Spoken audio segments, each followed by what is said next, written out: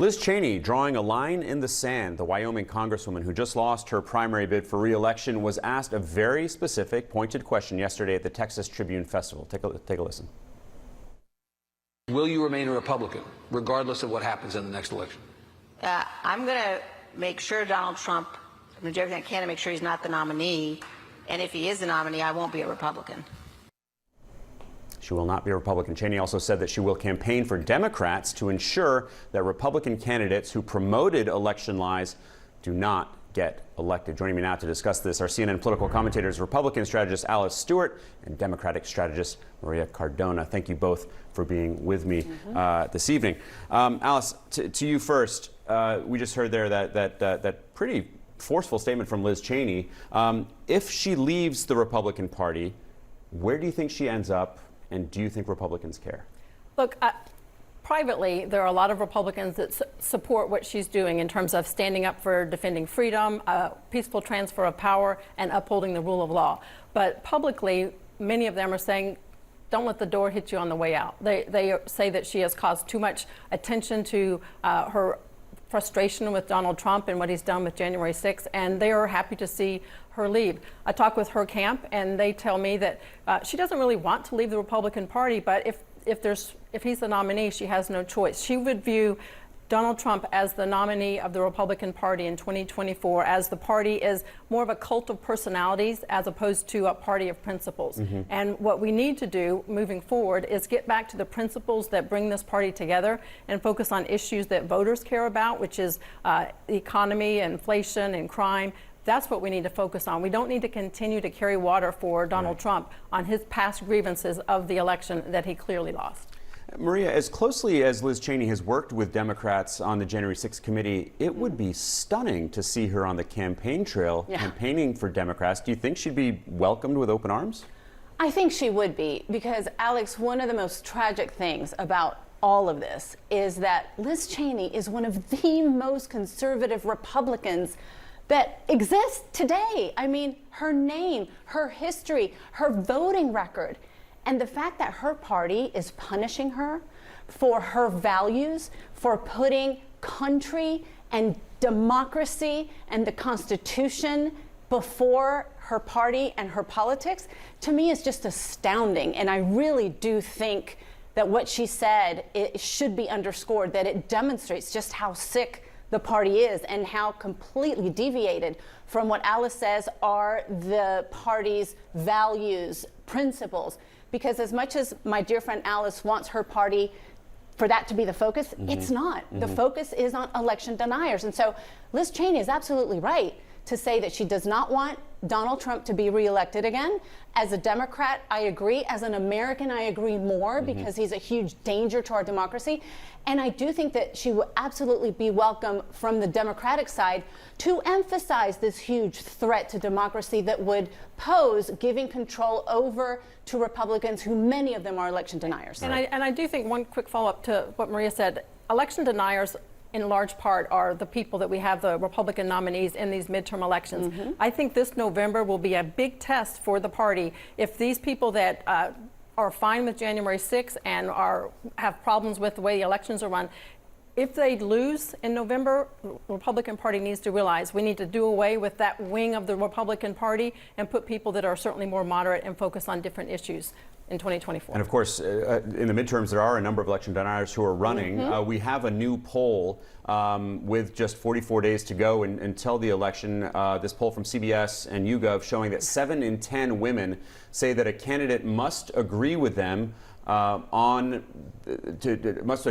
abortion issues to get their vote, or agree with them in general to get their vote, especially for women who want abortion to be legal. Alice, how much do Republican candidates need to be worrying about women voters right now?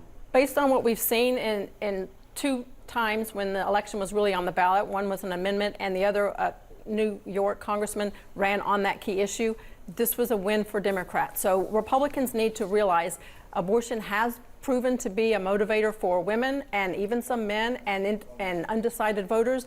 But the key here is to shift the focus of the election to to inflation, to the economy, and to immigration. Abortion is certainly a driver, but it's always the economy that really turns out voters. And from a messaging standpoint, which Maria and I both do, candidates need to focus on messaging their service and what they plan to do as a way to improve the economy and certainly work on inflation. I mean, abortion, of course, is certainly something that we've heard all the Democratic candidates emphasizing. Maria, I want to ask you about another poll, also from CBS and YouGov, showing that by a 2-to-1 margin, 2-to-1, voters believe that a Republican Congress would lead to women getting fewer rights and freedoms than they have now. So how much more confidence do you believe Democrats are feeling right now with, again, just 44 days to go? Well, we are certainly feeling confident that abortion is going to put front and center the message that you just mentioned, which is it's not just abortion. It's the fact that the Republican Party is a party that does not believe that women are equal to men, that does not believe that women should have equal rights to men, that does not believe that women should have the freedom, the privacy, the liberty to make decisions about our own bodies and our own reproductive futures. That should be damning, period. And so what I believe Democrats are looking at is to mobilize and energize women voters across the board, not just Democrats, but independent women, even Republican women, who believe, again, that putting Republicans in power is a huge danger to the future of the rights of women, the future of democracy, the future of this country. Alex, there is a Republican candidate in Michigan that has said that giving women the right to vote was a mistake. This, I think, it really gives you the picture of a party, the Republican Party, that is spectacularly out of touch with where this country is and where this country should be going in the future.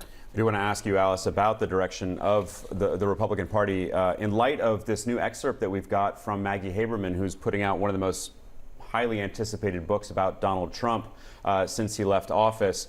Haberman says that she had 3 two-hour interviews with Donald Trump, and in those interviews, in one of them at least, he called her his psychiatrist. And she talks about a conversation that he had with Mike Pence ahead of the January 6th riots. And this is what he told Mike Pence. Mike, you have a chance to be Thomas Jefferson, or you can be Mike Pence, Trump told Haberman, repeating an inaccurate comparison to the election of 1800. And, quote, he chose to be Mike Pence. So, Alice, do you think that Mike Pence is offering Republicans a version of the party that they're interested in and a potential candidate that they could be interested in 2024? Let me just say, thank God Mike Pence was Mike Pence on January 6th and did what he could to help certify the election. But look, the good thing is GOP has a deep bench right now. We have several candidates that are already testing the waters and going out to these early states, and we have a good number of people that would be good, viable candidates. Mike Pence, we certainly have DeSantis, we have Tom Cotton, we have Tim Scott, several people. So whether it's Mike Pence or any of these others, I am encouraged to know that the GOP has several other options than Donald Trump to choose from. I want to play a little bit of sound from Republican Congresswoman Nancy Mace. This is what she had to say earlier today on Meet the Press. Take a listen. You expect an impeachment vote against President Biden if Republicans take over the House? I believe there's a lot of pressure on Republicans to have that vote, to put that legislation forward and to have that vote. I think that is something that some folks are considering. Wow. Maria, first of all, what would they impeach him for? And how likely do you think that is? They would impeach him for being a Democrat. I mean, really, there is no other reason. Right, retribution, getting back at him for everything that he and the Democrats have focused on in terms of making Donald Trump accountable, making the Republicans accountable, for getting us so close to losing our democracy, and for them not caring, not doing anything about it, not putting Trump to the side, continuing to put him front and center. I think that sound should terrify all of us. Mm-hmm. And there is already legislation, right, that Republicans have filed to try to make that happen if Republicans take over. And I think it underscores the fact that they have zero solutions on the things that they say should be front and center. Like my friend Alice says, inflation should be front and center. The economy should be front and center. And yes, it is. And guess who has actually done things to help the economy, to help inflation? The Democrats and Joe Biden, with zero help from the Republicans. They are completely bankrupt of ideas to solve the American people. And more than that, they represent the tremendous danger to democracy that we haven't seen since the Civil War. Yeah, they've certainly been telegraphing what they plan to do if they take back the House. Not just impeachment, but dismantling, of course, the January 6th committee, launching all kinds of investigations. We have to leave it there. Alice, Stewart, Maria Cardona. Thank you very much for your time. Appreciate it.